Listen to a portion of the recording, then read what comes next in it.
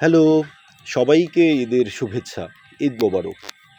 আ মানে ঈদের ঈদের আনন্দটা আমরা যেভাবে উপভোগ করেছি সেটা ছিল এরকম যে আ সকালবেলা আমার বন্ধুরা যারা আছে ওরা নামাজ পড়তো। নামাজ পড়ার পরপরই আমরা একটা জায়গায় দেখা করতাম। এবার দেখাটা করার পরে কি করতাম? মানে দেখাটা করার উদ্দেশ্যই হলো যে প্রত্যেক ফ্রেন্ডের ঘরে, ঘরে গিয়ে আমাদেরকে সেমাই খেতে হবে।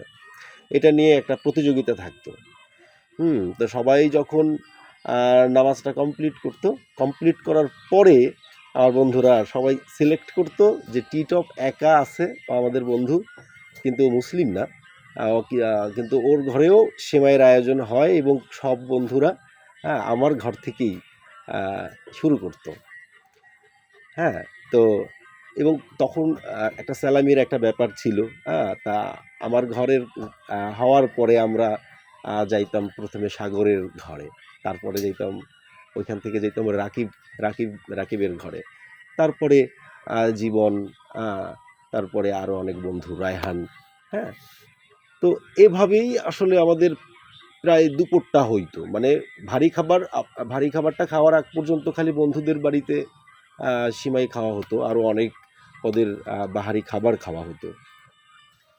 এভাবেই আমাদের ১ম অংশটা কাটতো। তারপরে যেকোনো একটি জায়গায় ঘুরতে যাওয়া। এবং ঘুরতে যাওয়ার পর আ তারপর কত আনন্দ।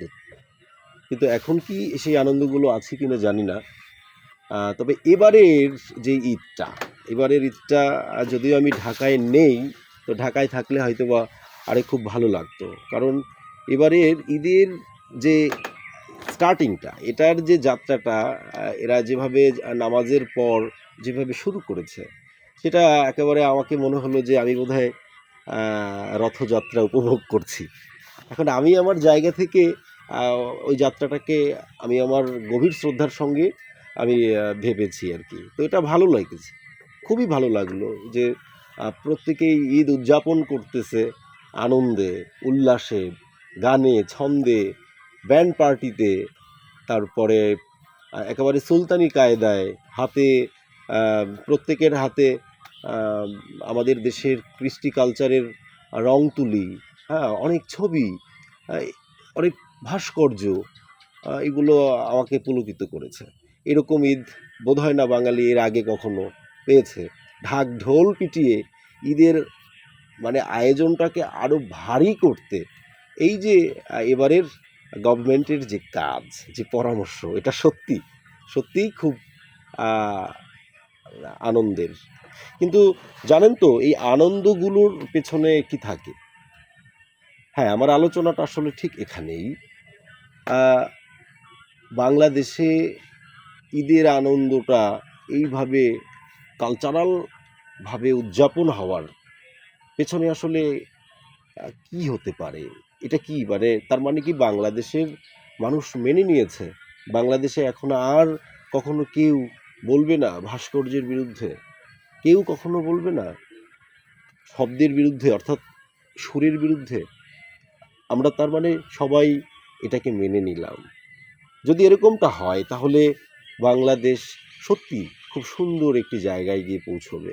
কিন্তু এটা যদি এমন হয় যে বাংলাদেশকে বর্তমান যে পরিবেশ, বাংলাদেশের বর্তমান যে দেশের যে ভারসাম্য, যে সংকট, এই সময় বাংলাদেশের এই যে ঈদ উদযাপনের যে কারিশমা, যেটা দেখে আমরা সবাই আনন্দ পেয়েছি, এটা আ বিশেষ কারণটা কি হতে পারে? এখানে আমার কাছে যেটা মনে হয়, রাষ্ট্র চাচ্ছে যে আমাদের ১ম পরিচয়টা যে বাঙালি, আমরা মূলত তো বাঙালি, তাই না? তো সেই একজন বাঙালির ভিতরে কি আছে? সে কি চায়? বাঙালি এটাই চায় যে সে ঈদের নামাজ পড়বে, আবার পহেলা বৈশাখের দিন পান্তা ইলিশ খাবে। হ্যাঁ? তো এই যে সেন্টিমেন্ট, এই যে বাঙালির যে সূক্ষ্ম ভাবনা, সেই ভাবনার জায়গা যদি রাষ্ট্র যদি ধরে ফেলে, বুঝে ফেলে এবং বোঝার পর যদি এটা করে, তাহলে রাষ্ট্রকে আবার ধন্যবাদ। কিন্তু রাষ্ট্র যদি এটা করে যে এবারের ঈদটাকে এভাবে কালচারালের মধ্য দিয়ে প্রকাশ করে সারা বিশ্বের মানুষকে বুঝিয়ে দিল যে বাংলাদেশের মানুষ সেকুলার, বাংলাদেশের মানুষ সে অন্ধত্বকে বিশ্বাস করে না, বাংলাদেশের মানুষ সারা বিশ্বের যত প্রগতিশীল মানুষ আছে তাদের মতনই বাংলাদেশের মানুষ। সেটাকে প্রমাণ করার জন্য যদি বিশ্ববাসীকে এভাবে ঈদ উদযাপন করে দেখায়, তাহলে আমি বলবো আমাদের জন্য এই আনন্দের অপোজিশনে যে বস্তুটি থাকে তার জন্য অপেক্ষা করছে। ধন্যবাদ সবাইকে।